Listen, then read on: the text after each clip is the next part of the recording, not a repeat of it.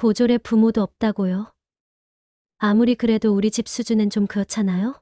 그 순간 제 심장이 조용히 무너지는 소리가 들렸습니다. 상견례 자리에서 제 인생을 단 몇 마디로 판단한 그 집 사람들. 그런데 며칠 뒤 태도가 완전히 달라졌습니다. 제 외할머니가 어떤 분인지 그제야 알게 된 거죠. 안녕하세요. 저는 경기도 의왕시에 살고 있는 29살 윤서진입니다. 다들 예쁘게 연애하고 결혼하고 가족들과 기쁜 날을 맞이하며 살아가지만 저는 결혼 준비가 시작되자마자 마음 한켠이 자꾸 시려오기 시작했습니다. 어릴 적부터 부모 없이 자랐고 저를 키워주신 외할머니와 단둘이 살았습니다. 형편이 어려워 대학은 가지 못했고 고등학교 졸업 후 바로 사회생활을 시작했죠. 이력서에 고졸이라는 단어를 쓸 때마다 스스로가 한없이 작아졌던 시절도 많았습니다. 그래도 외할머니께 걱정 끼치기 싫어 항상 웃으면서 버텼어요. 우리 서진이 속은 누구보다 단단하니까라는 외할머니 말씀 덕분에요. 몇 년 전 도연 씨를 만나 처음으로 누군가에게 기대고 싶다는 마음이 들었습니다. 조건보다 사람을 보는 따뜻한 남자라고 믿었기에 결혼 이야기가 오갔을 땐 정말 행복했죠. 하지만 상견례가 다가올수록 불안한 마음은 커져만 갔습니다. 혹시라도 내 과거, 내 집안 사정, 내 학력을 듣고 상대 집에서 실망하지는 않을까. 그런 예감은 늘 틀리지 않더라고요. 그날 상견례 자리에서 저는 세상이 얼마나 차갑고 가혹한지 뼈저리게 느꼈습니다. 그 후 우리 외할머니가 조용히 움직이기 시작하셨습니다. 그때까지만 해도 저는 외할머니가 어떤 분이신지 전혀 몰랐습니다. 저는 태어나자마자 부모님과 헤어져야 했습니다. 사고였는지 병이었는지조차 어릴 땐 몰랐고 어른이 되어서도 제대로 묻지 않았습니다. 외할머니께서 그냥 하늘이 널 내게 맡겼다 생각했다고 하셨던 말만 기억납니다. 그 말 한마디에 기대어 저는 한 사람 목 이상으로 열심히 살아왔습니다. 우리 집은 아주 작고 오래된 주택이었습니다.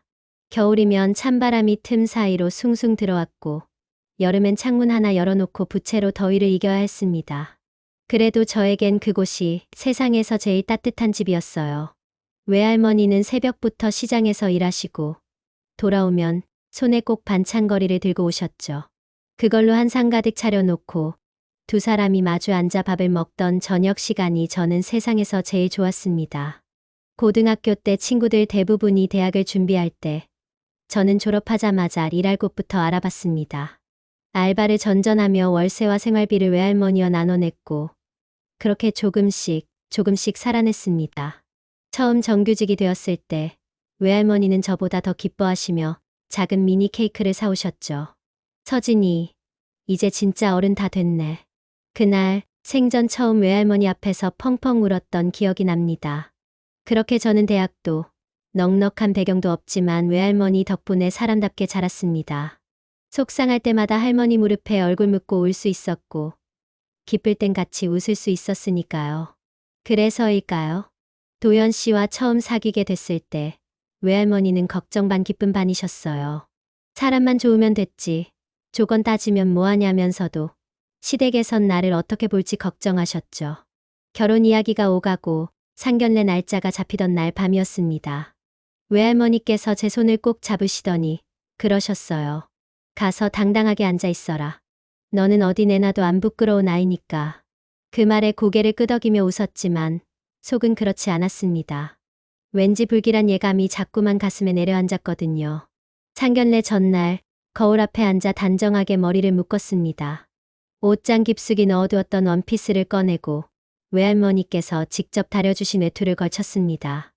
외할머니는 본인의 한복을 꺼내어 입으셨는데 너무 오래되어 색이 살짝 바랬지만 누구보다 품이 있어 보이셨습니다.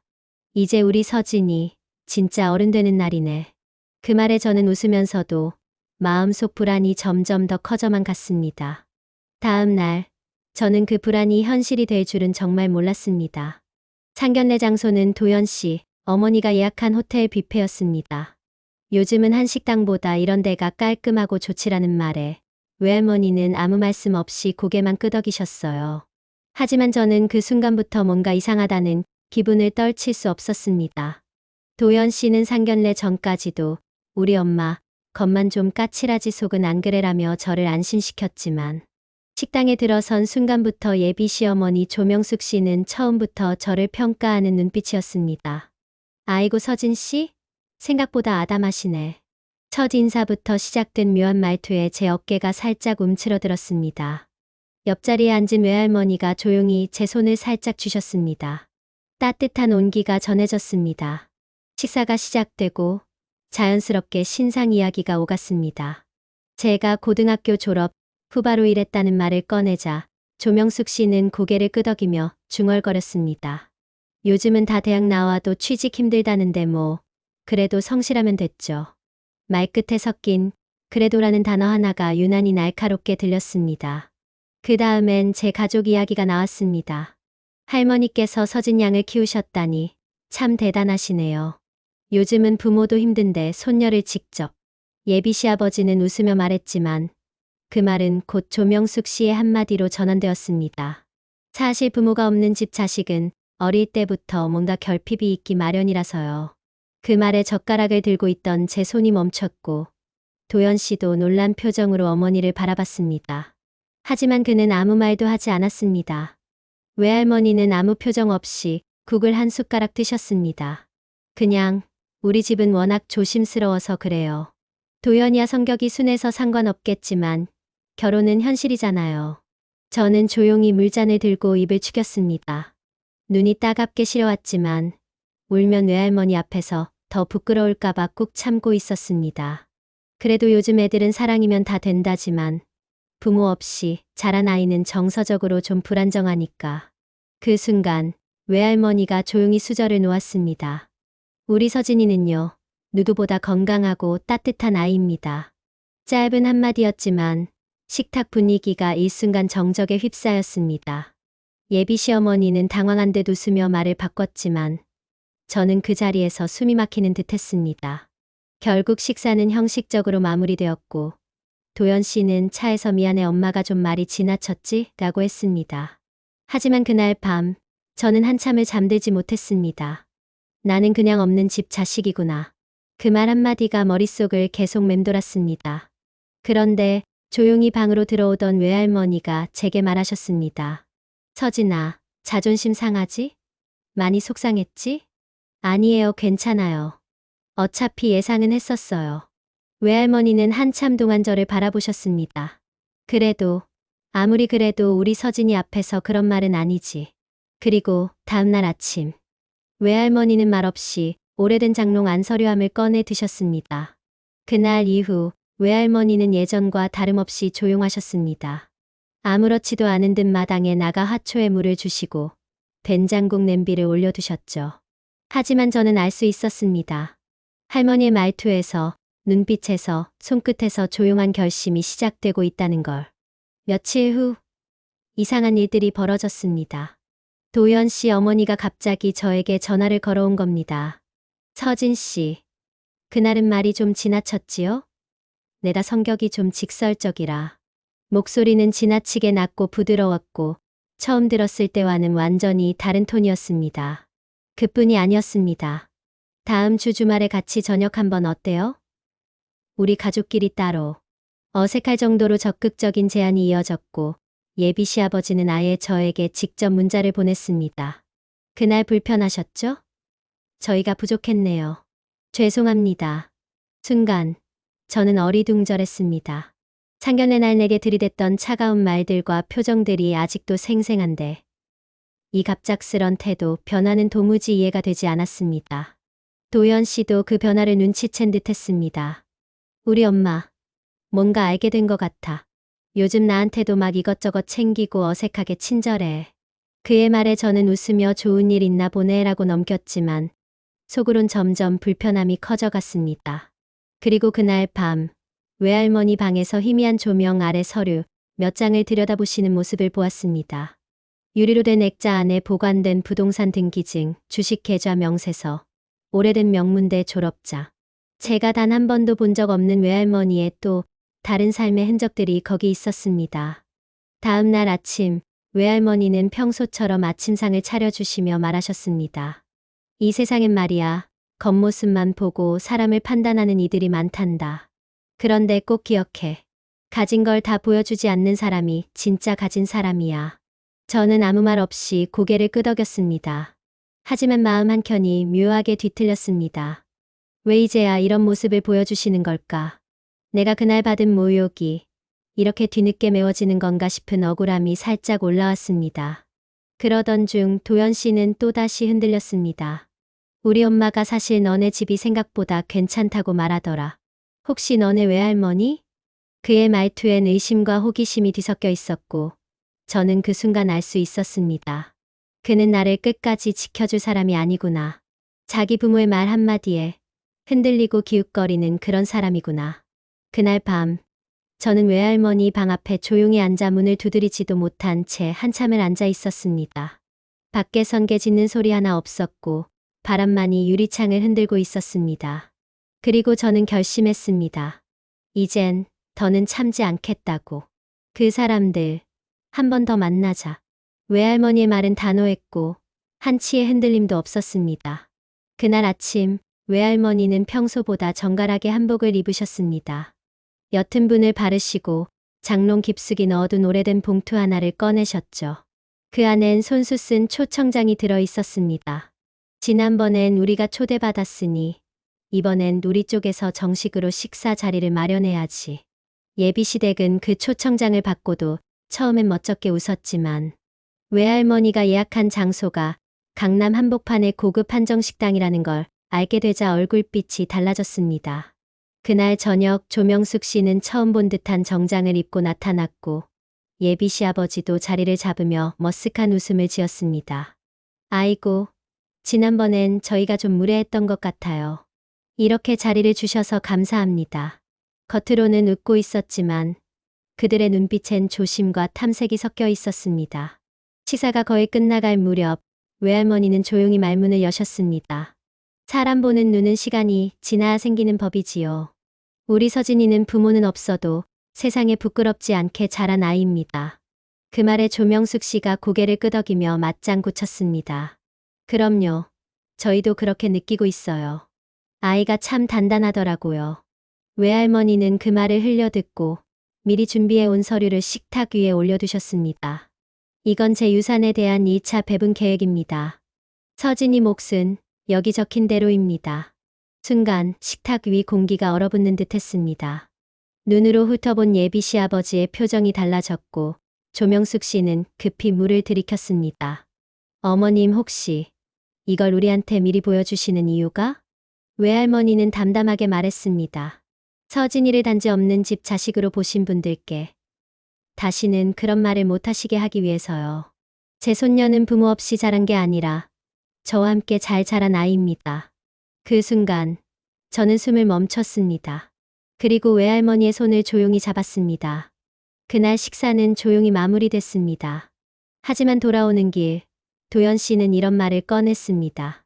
근데 우리 엄마가 그러더라. 사람은 그래도 배경이 있어야 한다고. 그게 현실이래. 서진아, 솔직히 나도 헷갈려. 우리가 진짜 잘 맞는 건지. 그 말에 저는 말없이 창밖을 바라봤습니다. 외할머니의 그 단단한 목소리와는 달리 도연의 눈은 여전히 흔들리고 있었습니다. 그리고 그날 밤 외할머니는 제게 조용히 물었습니다. 넌 아직 그 사람 믿고 싶니? 그 질문은 앞으로 벌어질 더 큰 결정을 암시하는 시작이었습니다. 시사를 마치고 돌아온 후부터 조명숙 씨의 연락은 부쩍 잦아졌습니다.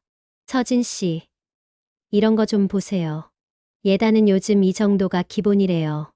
혼수는 본인 상황에 맞게 준비하면 된다고 해놓고선 그래도 가구는 최소 브랜드는 돼야 하지 않겠어요? 겉으론 친절했지만 말끝마다 계산서가 따라붙었습니다. 그녀는 내가 누구 덕에 시댁에 들어오게 됐는지를 끊임없이 상기시키려는 듯했습니다. 어느 날 외출 후 집에 들어오니 외할머니가 말없이 식탁 위에 서류 봉투를 올려두셨습니다. 도연이 어머니가 이런 걸 두고 갔더구나.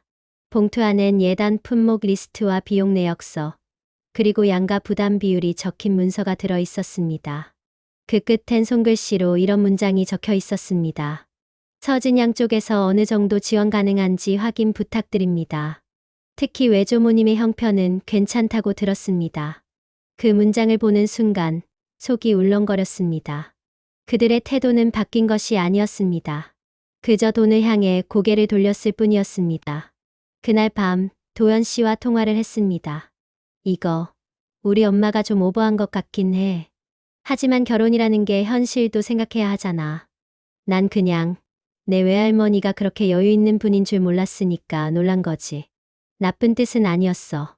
도연아, 그럼 만약 외할머니가 가진 게 없었다면 넌 나랑 계속 결혼 생각했을까? 제 질문에 도연은 잠시 침묵하다가 말했다.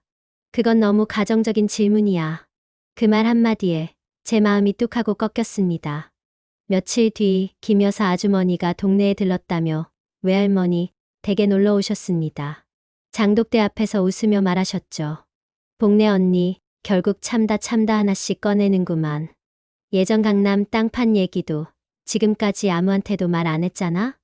그 말에 저는 처음 듣는 이야기란 걸 직감했습니다. 외할머니가 강남의 땅을 가지고 있었고 그걸 팔아 큰 자산을 만들었다는 거. 그 순간 깨달았습니다. 지금 이 결혼은 진심이 아니라 계산 위에 서 있다는 걸. 그날 밤 외할머니 방에 들어갔습니다. 할머니, 도연이네 진짜로 날 좋아했던 걸까요? 외할머니는 제 얼굴을 한참 바라보다가 말했습니다. 사람은 위기 앞에서 본색이 나오지. 그 사람이 널 끝까지 지켜주지 못했다면 그건 사랑이 아니야. 창문 밖으로 바람이 불고 있었습니다. 그 바람처럼 제 마음도 점점 결심 쪽으로 향하고 있었습니다. 그리고 저는 한 가지 선택을 하게 됩니다. 며칠 후 조명숙 씨가 외할머니를 만나고 싶다고 직접 전화를 걸어왔습니다. 그날은 정신이 없어서 그랬나 봐요. 저도 그쪽 사정을 자세히는 몰랐고 자꾸만 그녀의 말 속에서 그쪽이라는 표현이 거슬렸습니다. 하지만 외할머니는 조용히 고개를 끄덕였습니다. 그럼 오시라 하세요. 다 드러내놓고 얘기할 때도 됐지. 약속된 날 조명숙 씨는 고급백을 들고 외할머니 댁에 왔습니다. 서진은 차를 마시며 조용히 앉아 있었고 외할머니는 그녀를 마루에 앉혀놓고 천천히 입을 열었습니다. 조서방 댁에서 서진이에게 혼수며 예단 모두 명확히 요구하셨더군요. 문서로까지 보내셨더니 그건 결혼이 아니라 거래 아닙니까? 조명숙 씨는 당황한 듯 웃었습니다. 어머님, 아니에요. 그냥 확인 차원에서 사실 요즘은 이런 것도 다 상식이라서요. 외할머니는 서류 뭉치를 꺼내 조용히 책상 위에 올려놨습니다.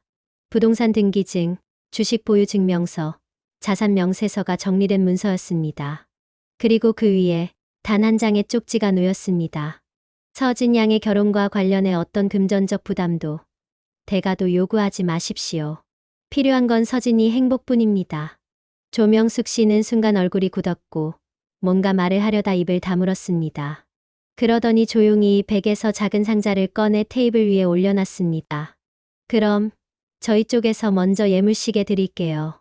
서진 씨가 우리 도연이랑 잘 지낼 수 있게 좋은 인상 남기고 싶네요. 그 순간 외할머니가 단호히 말했습니다. 그 시계 우리 서진이한테는 필요 없습니다. 지금 중요한 건 물건이 아니라 진심입니다. 집으로 돌아가는 길 도연 씨에게 전화를 걸었습니다. 너 이 결혼 왜 하고 싶은 거야? 내가 날 좋아해서? 아니면 외할머니 때문에? 도연은 한참을 망설이다가 조심스레 말했습니다. 솔직히 처음엔 너가 좋았어. 그런데 내가 가진 배경을 알고 나니까 어쩌면 우리 엄마 말이 맞을 수도 있다는 생각이 들더라. 그 순간 나는 전화를 끊었습니다. 그리고 외할머니에게 말했습니다. 할머니, 저 결혼 안 할래요. 외할머니는 아무 말 없이 제 손을 꼭 잡으셨습니다. 그 손이 이상하리만큼 뜨겁게 느껴졌습니다. 그날 밤 외할머니는 낡은 상자 하나를 제 앞에 내놓으셨습니다. 이건 혹시 몰라서 모아둔 거야. 사람이 말로 안 통할 땐 종이 하나로 뒤집히는 게 세상이지. 상자 안에는 오래된 사진, 도연 씨와 그의 가족이 무심코 뱉은 말들이 녹음된 파일, 그리고 결혼을 준비하면서 주고받았던 각종 문서들의 사본이 정리돼 있었습니다. 혹시 내가 맘 바꾸면 이걸로 대응하렴. 근데 난 내가 너 자신을 잃는 선택은 하지 않았으면 좋겠다. 며칠 후 외할머니는 변호사 사무실을 찾아가셨습니다. 예전부터 알고 지내던 부동산 전문 변호사였는데 이번엔 유언장을 새로 작성하고 싶다고 하셨죠. 내 전 재산 서진이 앞으로 넘깁니다. 단, 조건 하나 있어요. 이 아이를 이용하려는 사람들과는 절대 가까이 못하게 해주세요.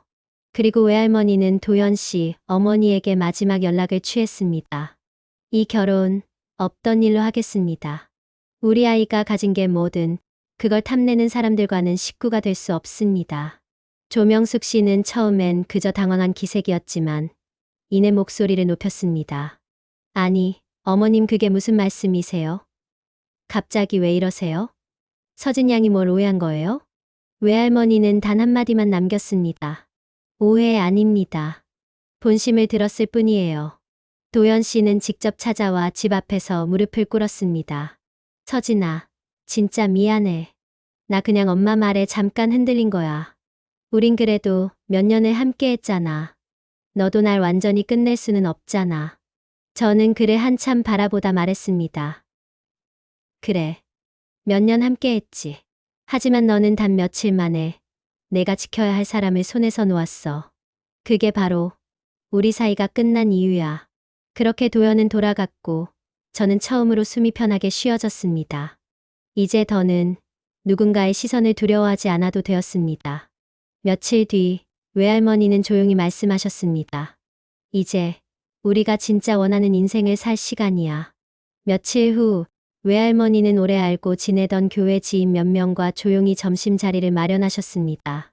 그 자리에 조명숙 씨의 절친이 있다는 건 전혀 우연이 아니었습니다. 식사가 거의 끝날 무렵 외할머니는 천천히 말을 꺼내셨죠. 요즘 결혼 준비하다 보니 참 사람 보는 눈이 중요하다는 걸 다시 느끼네요. 우리 아이가 아무 배경도 없는 줄 알고 대놓고 상처 주던 사람들이 이젠 오히려 예단 요구까지 하더라고요. 지인들의 표정이 미묘하게 달라졌고 식사 분위기는 묘하게 흘러갔습니다. 그리고 정확히 3일 뒤 동네에서 은근히 떠도는 소문이 하나 퍼지기 시작했습니다. 조서방 댁 며느리 될 사람 집에 유산 얼마 있는지 미리 알아보고 굴복했다더라. 처음엔 없는 집 애라더니 외할머니 정체 알고 바로 태도 바꿨대. 그 소문은 순식간에 예비시댁 주변 인맥 사이로 퍼져나갔고 조명숙 씨는 그 사실을 알고 얼굴이 사색이 되었다고 했습니다. 그 와중에 도연 씨는 또 연락을 해왔습니다. 제발 서진아, 우리 엄마가 다 오해였다고 해. 나도 지금 정신이 없고 회사에서도 이 얘기 퍼져서 사람들이 수근거려. 저는 조용히 웃으며 말했습니다. 오해? 그 오해는 말로 해명되지 않더라. 나는 증거로 준비했거든. 그러고는 조명숙 씨가 보낸 예단 요구 문서 사본, 상견례 당일 녹음 파일, 그리고 도연과의 메시지 일부를 모아 변호사를 통해 공식 전달했습니다. 법적 대응은 아니었지만 명확한 경고였죠. 저희 가족은 거래의 대상이 아닙니다. 또 다시 명예를 훼손하거나 접근 시 법적 대응하겠습니다. 며칠 후 조명숙 씨는 저희 집 앞에 찾아와 무릎을 꿇었습니다. 하지만 외할머니는 단 한 발짝도 마당 밖으로 나가지 않으셨습니다. 사람이 실수할 수는 있어요. 하지만 그 실수를 기회 삼아 뭘 더 얻어내려는 사람과는 다시 마주하지 않습니다. 그리고 그날 외할머니는 제 손을 잡고 말했습니다. 이제부터는 내가 원하는 대로 너답게 살아. 조명숙 씨가 우리 집 앞에서 무릎을 꿇은 날 이후 그녀의 모든 인간관계는 조용히 그러나 확실하게 흔들리기 시작했습니다. 외할머니는 아무에게도 따로 연락하거나 설명하지 않았습니다. 다만 서진의 회사 임원에게 조용히 추천서를 보냈고 자신이 운영하던 장학재단 이사 명단을 업데이트했습니다. 거기엔 서진의 이름이 당당히 올라 있었습니다. 며칠 후 도연 씨가 마지막으로 한 번만 얼굴을 보자고 했습니다. 카페에 마주 앉은 그는 전보다 수척한 얼굴이었고 커피잔을 잡은 손이 미세하게 떨리고 있었습니다. 나는 그냥 우리가 예전처럼만 돌아갈 수 있으면 좋겠어. 그때 넌 내 옆에서 항상 웃고 있었고 난 그게 좋았는데. 저는 조용히 고개를 저었습니다. 도연아, 넌 내가 내 옆에서 웃을 수 있도록 노력한 적은 있니? 아무것도 지켜주지 못하면서 예전으로 돌아가자고 말하지 마. 그는 아무 말 없이 고개를 떨궜고 그게 우리의 마지막이었습니다. 며칠 뒤 외할머니는 변호사 사무실에서 공식적으로 서류를 정리하셨습니다. 유산의 절반은 서진 명의로 완전히 귀속되었고 나머지 절반은 재단과 지역 공동체에 기부가 결정되었습니다. 그리고 그 사실은 지역 언론을 통해 기사 한 줄로 조용히 공개됐습니다. 은둔 자산가 조복래 여사, 손녀에게 전 재산 상속, 상견례 중 모욕당한 손녀 위에 이 정도는 해야지. 기사를 본 많은 사람들의 반응은 놀라움과 동시에 통쾌함이었습니다. 그 집안, 그동안 얼마나 무시했길래. 진짜 가진 사람은 조용히 있다가 결정적일 때 한 방을 날리지. 한동안 도연이네 가족은 지역 모임은 물론 친척 결혼식 자리에서도 얼굴을 비치지 못했습니다. 조명숙 씨는 어디로 이사했는지조차 알 수 없었고 도연 씨는 회사를 휴직하고 잠적했다고 들었습니다. 하지만 저는 그 모든 소문에 관심이 없었습니다. 내가 지켜야 할 단 한 사람, 외할머니가 내 옆에 있었기 때문입니다. 너도 알겠지만 난 복수하려고 그랬던 건 아니야. 외할머니는 어느 날 그렇게 말씀하셨습니다. 그저 세상에 알려주고 싶었어. 우리 서진이가 결코 누구에게도 무시당할 아이가 아니란 걸. 저는 그 말에 울지 않으려 애썼습니다. 하지만 마음 깊은 곳에서 오랫동안 억눌러왔던 감정이 흐르고 있었습니다. 그리고 다짐했습니다. 앞으로 누가 어떤 눈빛을 주더라도 나는 당당하게 맞서리라. 지금 저는 예전과는 전혀 다른 삶을 살고 있습니다. 외할머니 댁마당에 작은 텃밭을 가꿔 놓았고 주말이면 아이들을 가르치러 지역 공부방에 나갑니다. 거창하진 않지만 제가 좋아하는 일이고 누군가에게 작게나마 도움이 되는 삶이기도 합니다. 외할머니는 여전히 아침마다 된장을 풀고 라디오를 틀어놓고 고개를 끄덕이며 아침 뉴스를 들으십니다. 오늘은 날이 흐리다. 비가 올라나? 그 평온한 말씀이 지금의 저를 더 단단하게 만들어줍니다. 가끔 도연과 그의 가족을 떠올릴 때도 있습니다. 하지만 이제는 분노나 슬픔이 아닌 담담한 거리감으로 지나갑니다. 그들은 나를 통해 잃은 것이 무엇인지 끝내 알지 못했을 것입니다. 하지만 저는 그들을 통해 내가 지켜야 할 것이 무엇인지를 분명히 알게 되었습니다. 사람은 누구나 사랑받고 싶어 하고 이해받고 싶어 합니다. 하지만 그것이 나를 낮춰서 참고 견디는 방식으로 이뤄져서는 안 됩니다. 사랑은 나를 더 당당하게 만들고 나를 지켜주는 울타리가 되어야 하니까요. 혹시 이 이야기를 보시는 분들 중 어떤 관계에서든 나보다 상대의 기준을 먼저 생각하고 있다면 한 번쯤 자신에게 이렇게 물어보세요. 나는 지금 나를 지키고 있는가? 이 관계는 나를 더 단단하게 만들고 있는가? 그 질문에 자신 있게 예라고 말할 수 있다면 지금의 선택이 옳았다고 믿으셔도 좋습니다. 저는 이제 외할머니와 함께하는 이 평온한 시간 속에서 비로소 제 인생을 주도적으로 살아가고 있습니다. 그때는 정말 아팠지만 지금은 괜찮습니다. 이 이야기가 누군가에게 작은 용기가 되기를 바라며 여러분의 경험도 댓글로 들려주세요.